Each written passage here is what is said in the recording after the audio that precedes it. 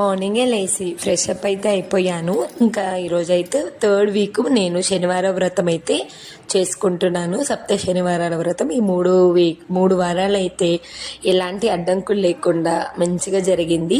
ఈ వీక్ అయితే ఇంకా బాగా జరిగిందండి. ఫస్ట్ కొంచెం భయం ఉండే, సెకండ్ కొంచెం చేస్తుంటే మనకు కూడా క్లారిటీ వస్తుంటుంది. పూజ ఇంకా మంచిగా ఎలా చేసుకోవాలనే ఆలోచన కూడా వస్తుందండి. ముందు రోజు వరలక్ష్మి వ్రతం అయిపోయింది. నెక్స్ట్ సాటర్డే రోజు శనివారం వ్రతం చేసేసుకున్నాను. అదే రోజు రాఖీ ఫెస్టివల్ ఉండే కదా. నేనైతే ఇంకా విలేజ్కి వెళ్ళలేదు. నాకు తెలిసి 4 ఇయర్స్కి మళ్ళీ ఇప్పుడు మా పిల్లలకైతే వాళ్ళ చెల్లి అక్క, అంటే ఒకరికేమో అక్క ఒకరికేమో చెల్లి అవుతుంది, తను కడుతుంది. ముంబైలో ఉన్నప్పుడైతే ఇంకా పంపించేవారు కొరియరు. ఈసారి నేను వెళ్ళను, మీరే రావాలి అన్నాను.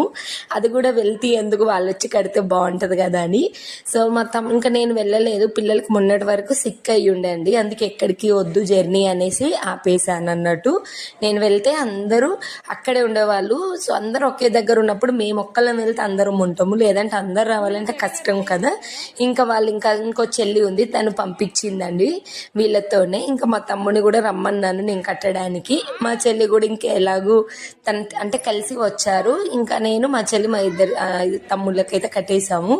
ఇంకా వాళ్ళ అక్క చెల్లి అయితే ఇలా మంచిగా కట్టేసుకున్నారు. చాలా హ్యాపీ, చాలా బాగా అయింది. లేటెస్ట్గా అయింది, అంటే కొంచెం లేట్గా చేసుకున్నాము రాఖీ. నేనైతే మార్నింగే మా పిల్లలకి కట్టేశాను. సో ఇంకా ఈవినింగ్ అయితే వాళ్ళ అక్క వచ్చేసి ఈ విధంగా హ్యాపీ